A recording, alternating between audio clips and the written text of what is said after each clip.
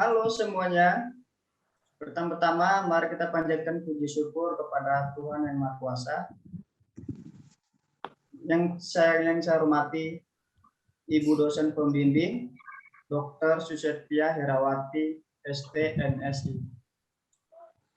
Kami dari kelompok 5 ingin mau menjelaskan tentang materi anti korupsi di dalam maupun di luar.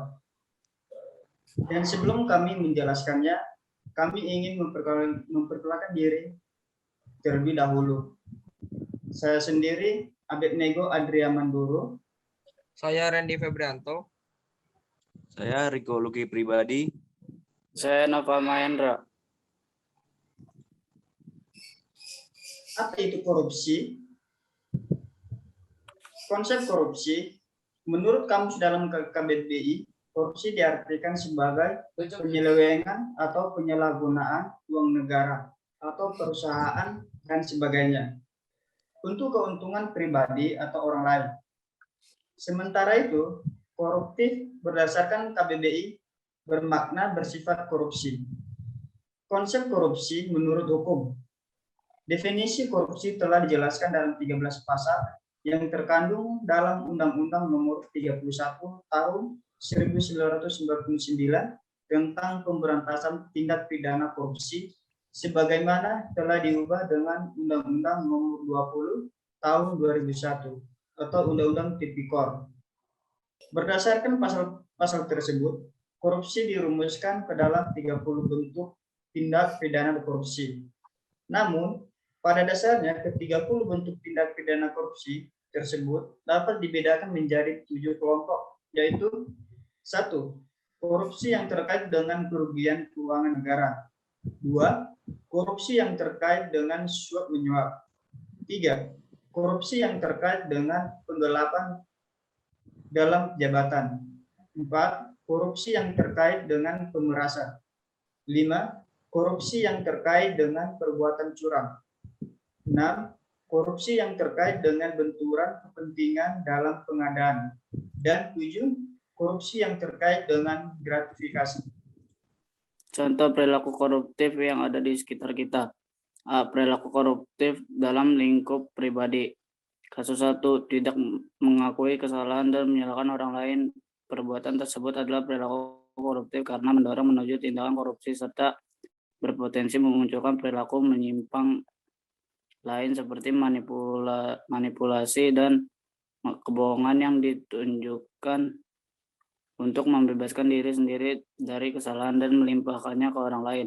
Kasus 2. Pulang lebih dari jam malam yang disepakati bersama. Perbuatan tersebut adalah perilaku koruptif karena membiasakan diri untuk taat terhadap aturan atau komitmen.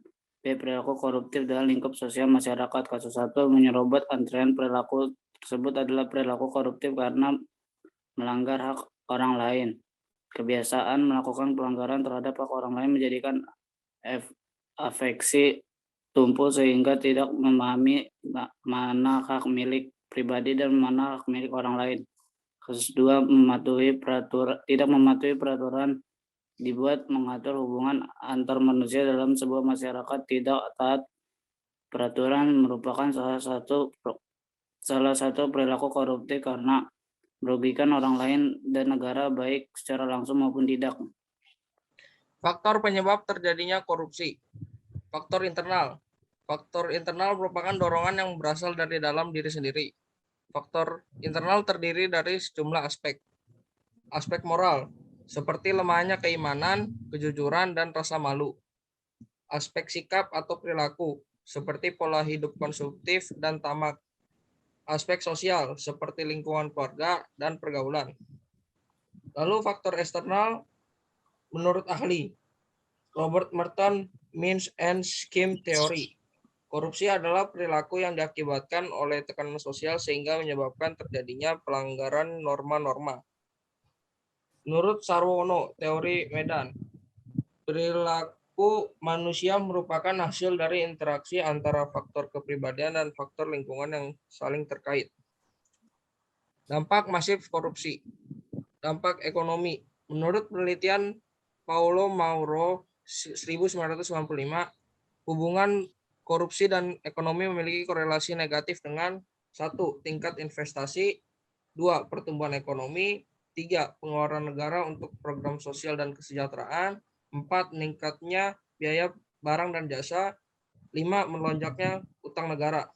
Dampak pertahanan dan keamanan. Pertahanan dan keamanan merupakan aspek yang penting bagi sebuah negara. Jika terjadi tindak pidana korupsi pada aspek tersebut, akan menimbulkan risiko berupa 1. Lemahnya garis batas negara, 2. Meningkatnya kekerasan dalam masyarakat, 3. Kerawanan Unkamnas karena lemahnya alutsista, alat utama sistem pertahanan. Dampak sosial dan kemiskinan masyarakat. Beliau dalam tulisannya Exchange dan Power in Social Life menyatakan ada 2 jenis pertukaran sosial yang dialami oleh manusia, yaitu pertukaran sosial secara bebas dan pelayanan publik. Pertukaran sosial secara bebas adalah pertukaran yang terjadi antar individu, sementara pertukaran sosial pelayanan publik adalah pertukaran yang terjadi antara institusi publik dan masyarakat. Upaya pemberantasan korupsi. Upaya pemberantasan korupsi dapat diterapkan melalui 2 pendekatan, yaitu pendekatan penal yang bersifat represif. Pendekatan penal merupakan strategi penanganan melalui jalur hukum seperti pembentukan lembaga anti korupsi dan instrumen hukum. Dan pendekatan non penal yang bersifat preventif. Pendekatan non penal merupakan strategi penanganan berupa pencegahan melalui jalur non hukum, seperti upaya perbaikan sistem di sektor publik dan seminar atau lokakarya anti korupsi bagi masyarakat luas. Contohnya penerapan kebijakan pendekatan penal dan non penal. Yang pertama, operasi tangkap tangan atau disebut OTT, penjara. Yang kedua dan yang ketiga, denda. Keempat, penghapusan hak politik. Dan yang non penal, yang pertama, transparansi di birokrasi melalui e-government, e-budgeting, dan e-procurement. Yang kedua, menyediakan akses yang mudah sebagai sarana pelaporan. Meningkatnya public awareness tentang korupsi lewat kampanye, diseminasi, dan diskusi terbuka. Dan yang terakhir, memperkuat infrastruktur elektronik surveillance. Dan beberapa bentuk lainnya dalam penerapan kebijakan non penal, yaitu ada penataan SDM yang mengedepankan profesionalisme, taat norma. Kedua, penataan kembali tata kerja kelembagaan, instansi, dan organisasi. Yang ketiga, penyederhanaan dalam penyusunan kebijakan dan penataan sistem pencatatan, pelaporan, dan evaluasi. Peningkatan profesional dan efektivitas satuan pengawas internal, dan peningkatan kesadaran dan pembukaan pengawasan partisipasi masyarakat. Yang terakhir, penataan undang-undang. Dalam menjalankan upaya pemberantasan korupsi, saksi, pelapor, korban, dan saksi pelaku dilindungi oleh Undang-Undang Nomor 13 Tahun 2006 tentang perlindungan saksi dan korban.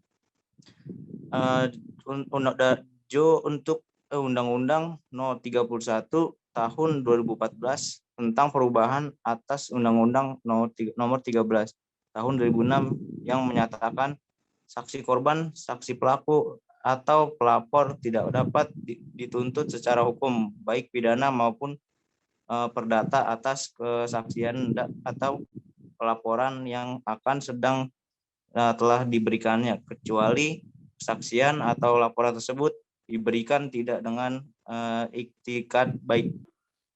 Peran mahasiswa dalam pemberantasan korupsi.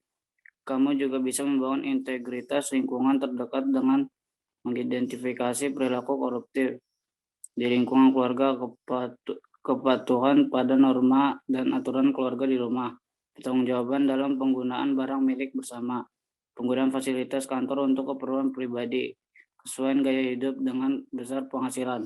Di lingkungan kampus, kedisiplinan menghadiri kuliah, kejujuran dalam ujian dan tugas kuliah, kerjasama dalam tugas kelompok, kepatuhan terhadap aturan-aturan kampus, pertanggungjawaban dalam anggaran kegiatan, kesesuaian pelaksanaan kegiatan dengan proposal yang sudah disetujui, penggunaan beasiswa sesuai peruntukannya di lingkungan sekitar, perilaku warga dan tokoh masyarakat, kedisiplinan membuang sampah pada tempatnya, kepedulian terhadap permasalahan bersama, keterlibatan dalam kegiatan bersama warga, perilaku pengurus RT atau RW atau tokoh masyarakat setempat, pelaksanaan tugas untuk memimpin dan melayani warga, kesetaraan perlakuan kepada semua warga. Sekian dari kami pembahasan tentang materi anti korupsi.